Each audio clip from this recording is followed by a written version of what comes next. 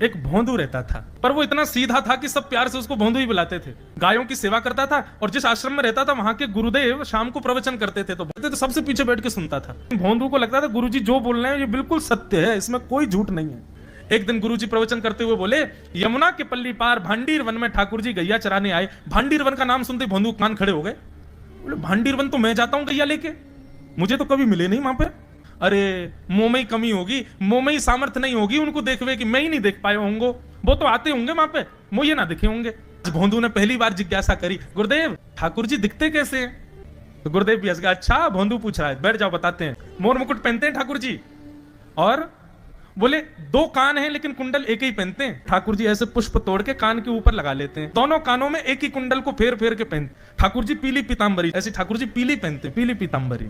माला कैसी पहनते हैं? आती है। ठाकुर जी ऐसी पहनते हैं पूरी पैरों तक जाए। गुरु जी कह रहे हैं तो निश्चित है भांडीर वन में आते हैं ठाकुर जी।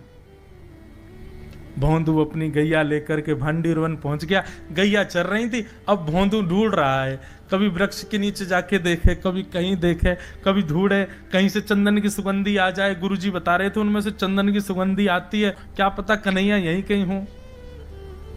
इतने भाव से, इतने प्रेम से और इतने भोलेपन से ढूंढने लगा ठाकुर जी को, और ठाकुर जी नहीं मिलते ना तो अपने आप को ही कोसता, मुंह में योग्यता ना होगी यही मारे ना मिल रहे, ठाकुर जी तो यही है।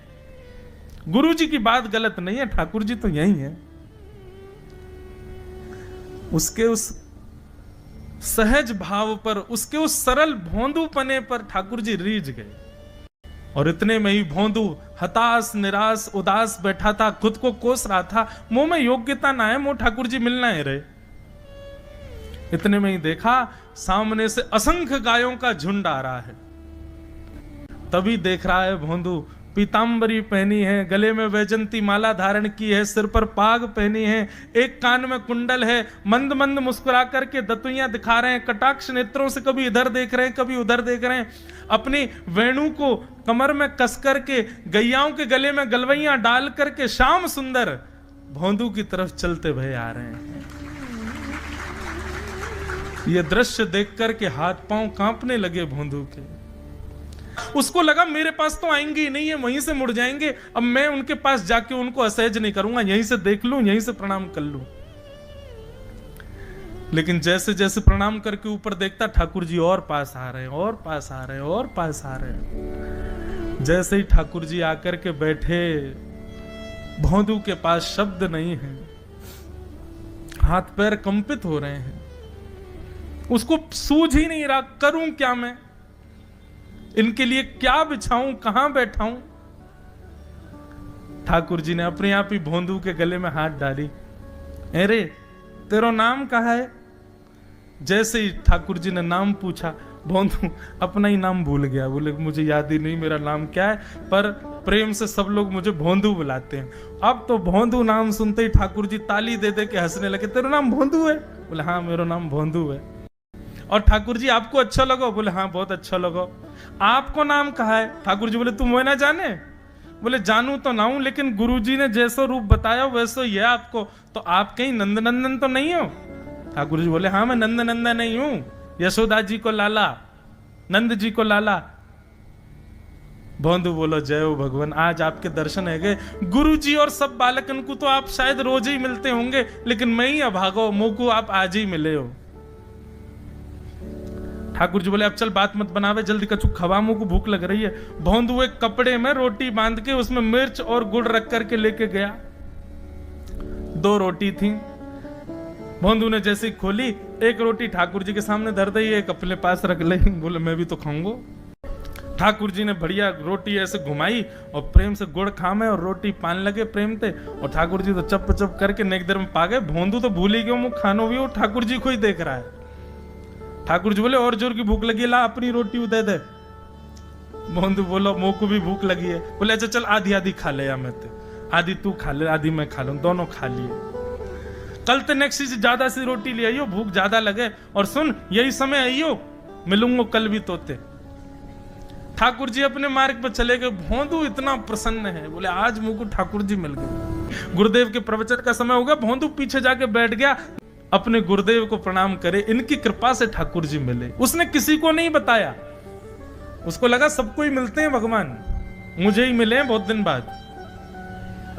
दूसरे दिन भोंदू खूब सारी सामग्री रसोई घर में इकट्ठा करके जाने लगा। किसी ने जाके गुरुदेव से कह दिया कि भोंदू बहुत सारी सामग्री ले जा रहा है। गुरुदेव ने जाके कही, भोंदू इतनी सामग्री ले जा रहा हो भैया, वो भंडारो करेगो का?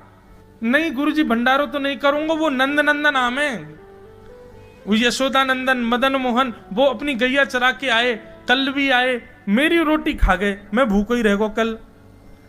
या हमारे ज्यादा सी ले जा रहा हूं, बेचारे बहुत भूखे आए कल, कि उनको पेट भर जाएगा, मैं भी पा लूंगा। या हमारे गुरुजी आज ज्यादा सामग्री ले जा रहा हूं।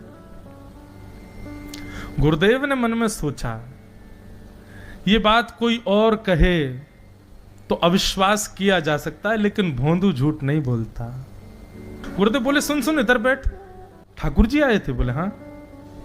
अच्छा, उनका रूप कैसा था? जैसा रूप आपने बताया था ना गुरुजी, बिल्कुल वैसा, ऐसे कटाक्ष नेत्र, मोती जैसे दांत, ठाकुर जी की मुस्कान ऐसी, पाग ऐसी, कान ऐसे। लेकिन गुरुदेव बोले, रूप कैसा भी बता दे, चरण यदि इसने बता दिए तो मैं मान जाऊंगा कि ठाकुर जी थे। अच्छा, तूने चरण देखे? बोले हाँ गुरुजी, मैंने चरण देखे। चरण कैसे थे? ठाकुर जी के चरण जब वो चल करके आगे बढ़ते हैं ना, तो चिन्ह बन जाते हैं। कहीं ध्वजा बनी थी, कहीं शंख बना था, कहीं कुछ बना था। जब चरण का यथावत वर्णन भोंदू ने कर दिया, गुरुदेव समझ गए। बोले निश्चित ठाकुर जी आते। नहीं तो भोंदू कहां जाने, इतनी बुद्धि नहीं है उस पे कि वो इतना सब कुछ ढूंढ धाड़ के मुझे बताए। भोंदू एक काम करेगा? बोले हाँ।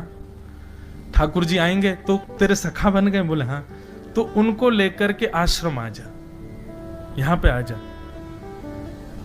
भोंदू बोला कि इतने योग्य बालक हैं, लेकिन ठाकुर जी ने किसी से नहीं कही, मुझसे कही है। अगर मैंने ये काम नहीं किया तो मेरा जीवन व्यर्थ है। भोंदू को लगा ठाकुर जी सबसे ही मिलते हैं, गुरु जी किसी से भी कह के बुलवा लेते, मुझको काम दिया। भोंदू ने तो उसको अपने हृदय में ले लिया, अब ये काम मुझे करना है। बोले गुरु जी मैं वचन दे के जा रहा हूं, ठाकुर जी को मैं लेके आऊंगा। भोंदू वन में चला गया। अब तो उसको मिलने की भी एक्साइटमेंट नहीं है और कोई उसके मन में भाव ही नहीं है, उसको ये है बस ठाकुर जी को मैं ले जाऊं। जा करके बैठा, ठाकुर जी अपनी गैया चराते भये, बढ़िया सुंदर एक डंडा पर हाथ टांगे भये ठाकुर जी आए। रूप देख करके फिर से भावुक हो गया भोंदू। ठाकुर जी आकर के बैठ गए। बोले चल जल्दी निकाल रोटी, भूख लगी है मुंह को। जय जय, एक प्रार्थना करूं? बोले करो। आप मेरे संग मेरे सखाओ ना आप? बोले हाँ तेरो सखाऊं तो मेरी बात मानोगे? बोले कहा, आप मेरे संग आश्रम चलो गुरु जी के पास। ठाकुर जी रोटी पाते जा रहे, ठाकुर जी ने अनसुनी कर दी बात। बोले जय जय कछु कहो ना, आप चलोगे ना? ठाकुर जी बोले हम तेरे सखा हैं, तेरे गुरु जी के सखा नहीं है। तू मोते मिल, तू मेरे संग खा, तू मेरे संग रहे, तू कछु कर, तो कुछ सब अधिकार है, लेकिन ये हम गुरु जी ते मिल बातें मिल ये सब हम नहीं करेंगे। हम बस तेरे सखाएं, तो ये जाने और कोई ये ना जाने। ए जय जय ऐसे मत कहो ना, वे नहीं बताते तो मैं तो आपको देख ही नहीं पाता, मैं तो आपको जानता ही ना हूं। उनने ही तो मुझको बताई कि आप भांडीर बनाते हो, आपका रूप ऐसा है, उनने कृपा करके मुझको आपसे मिलवाए हो, वही हमारी मित्रता के मूल आधार है, उनसे तो मिलवे चलो ना। ठाकुर जी बोले देख ज्यादा जिद मत करे, हमने तो उसे एक बार कह दी हम नहीं जाएंगे नहीं जाएंगे नहीं जाएंगे। लाओ ये मिर्च गुड़ सब दो, ये सब गुरु जी को, ये भी मत खाओ। और सुनो, यदि हमारे गुरु जी से आपको प्रेम नहीं है तो हमको आपसे प्रेम नहीं है। कल ते अपनी गैयान को लेकर कहीं और चरावे जाओ, होंगे तुम नंद नंदन अपने गांव के, मेरे गुरु जी के पास नहीं जाओगे। और सुनो, ये मुंह में जो रोटी रखी जाओ को उगल आओ, ये भी गुरु जी की रसोई में बनी है, हमारे गुरु जी से नहीं मिलेंगे। ठाकुर जी बोले अरे भोंदू ने रुक तो, नहीं नहीं नहीं अब तो मैं सुनूंगा ही नहीं, आपने ऐसे कैसे कह दी नहीं जाएंगे, 3 बार नहीं जाएंगे नहीं जाएंगे। और ये भांडीरवन मेरो है, मैं यहां गैया चरावे आऊं, कल से अगर तुम और तुम्हारी गैया दिख गई मुंह को तो तुम्हारी गैया को लेके मैं चलो जाऊंगा आश्रम, फिर तुम्हारी मैया बाबा तुमको मारेंगे। ठाकुर जी बोले अरे भोंदू इतना नाराज? बोले यदि मुंह से मित्रता रखनी है तो मुंह को वचन देना पड़ेगा कि आप आश्रम चलोगे, और अगर आपने फिर से नहीं कही तो मैं जा रहा हूं वापस, और कभी आपको मुख नहीं देखूंगा, अपना मुख नहीं दिखाऊंगा। ठाकुर जी बोले इस मुख को देखने के लिए या संग के लिए लोग पता हो तो कितनी तपस्या करें। बोले जो तपस्या करें उनको मुबारक तुम, मोको ना चाहिए, मो ना मिलनो तुमते, मो कोई गरज ना पड़ रही तुमते, आज तक नहीं मिले, कल ही तो मिले हो मोते, वो भी गुरुदेव की कृपा से मिले हो, जाओ मत मिलियो, मोए ना चाहिए तुम।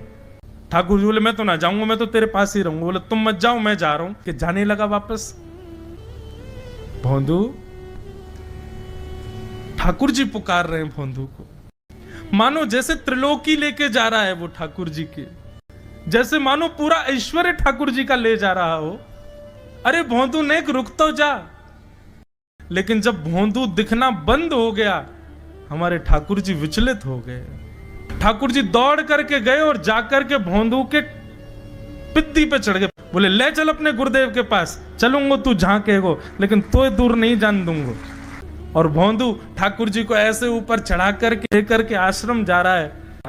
गुरुदेव आकर के खड़े हो गए और मन में बस विचार कर रहे थे, हाथ पांव कांप रहे थे। बोले ठाकुर जी आएंगे कि नहीं। इतने में ही भोंदू आया और तभी देखा भोंदू के पिद्दी पर ठाकुर जी टंगे भय आ रहे हैं।